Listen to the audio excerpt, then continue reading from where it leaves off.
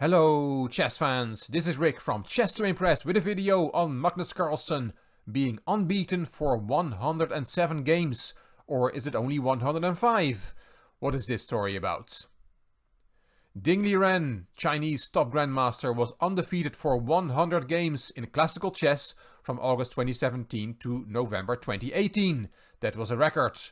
In that period he recorded 29 victories and 71 draws. Another grandmaster did it even better. In the years 2004-2005, the Dutch grandmaster Sergei Tiviakov remained unbeaten for 110 games, but his opposition was not as strong as Ding Liren's. After the London Grand Chess Tour Finals of 2019, Magnus Carlsen is now at 107 unbeaten games. He beat Ding Liren's record and is very close to Tiviakov's record. But Carlsen says he doesn't count the 2 games from the 2019 Norwegian League against weaker opposition. So he counts himself as only being 105 games unbeaten. Carlsen has founded a club called Offerspil in Norway. It plays in the 2nd division of the Norway League, and now and then Carlsen plays for them. In 2019 he played 2 games in that league and won them both, but indeed against lower opposition. This is from Twitter. At the bottom you see the People's Champion. Today Magnus Carlsen beat a 23-11 rated opponent in a Norwegian league to make it 103 classical games unbeaten. That was mid-November. And Carlsen tweeted himself, "Personally, I'm not counting the league games towards the streak. Would be a little too Tivi-esque for my taste." Referring to Tiviakov counting games against lower opposition as well in his 110 game unbeaten streak. So Carlsen says the number is 105, so he will need 6 more to beat Tiviakov's record. His next classical games will be played in the Tata Steel tournament in January. It will be interesting to see if Carlsen can stay unbeaten in the first 6 rounds of that tournament. In this video we're going to have a look at a game from this record holder, Sergei Tiviakov, Dutch grandmaster. He played in November 2019 in Pavlodar in Kazakhstan against the local player Alibek Igambergenov. Tiviakov had a rating of 26-15, top grandmaster, and Igambergenov had a rating of 24-10. That's a rating of international master level, but he is only a candidate master so far. He must not have achieved his international master norms yet. It was played in Pavlodar. Pavlodar is a city in northeastern Kazakhstan and the capital of Pavlodar region. It is located 450 kilometers northeast of the national capital Nur-Sultan and 405 kilometers southeast of the Russian city of Omsk in Siberia along the Irtysh River. And that is your geography lesson for today. Let's have a look at the game. Tiviakov was white, played e4, g6 from his opponent, a 24-year-old Kazakhstan player. d4, bishop g7, c3, d6. And after the knights got developed, we have the pierce defense on the board.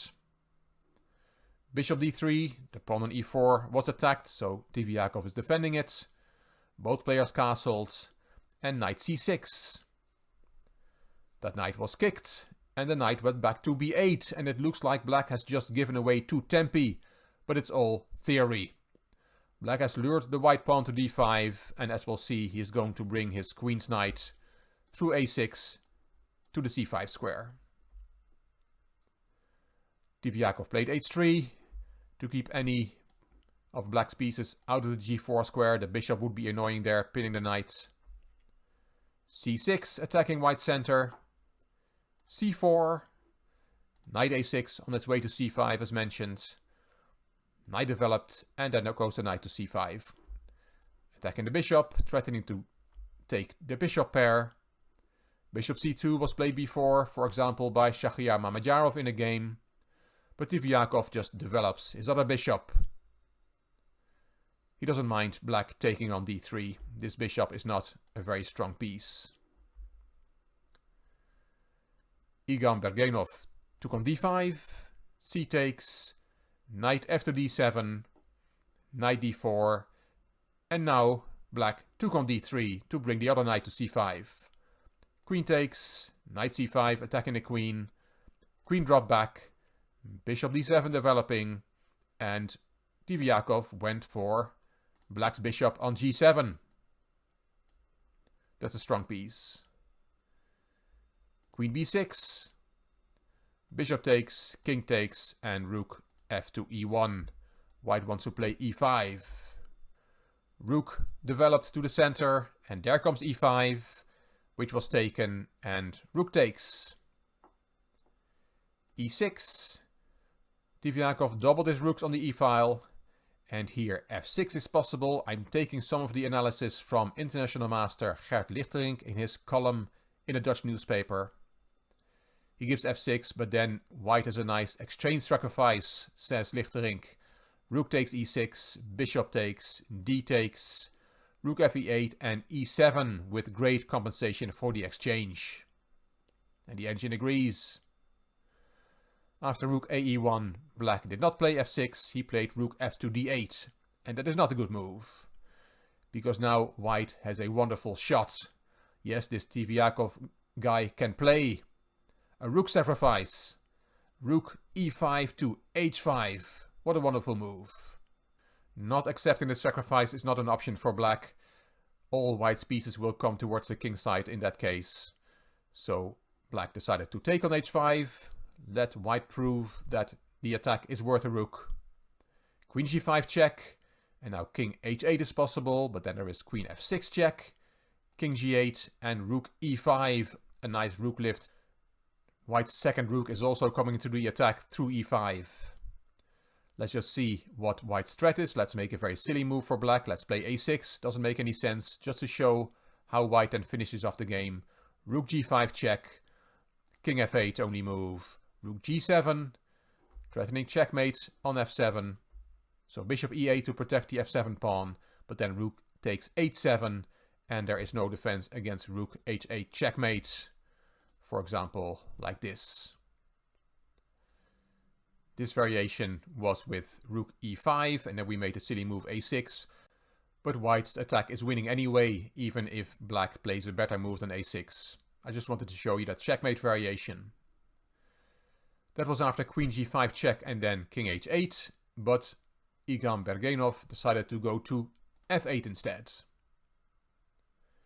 Now the engine says that queen f6 is the quickest win, and again, let's look at the variation. Let's again make that bad move for black a6. Well, then we see a very nice checkmate with queen h8 check, king e7, and do you see the checkmate in one move? Have a look, it's very nice. Knight f5 is checkmate here. Wonderful.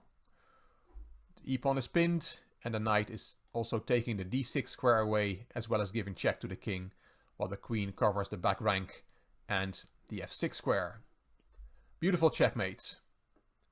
If after queen f6, black plays king g8 to take queen h8 out of the position, then we have rook e5, and we already saw this variation earlier. White wins here as well.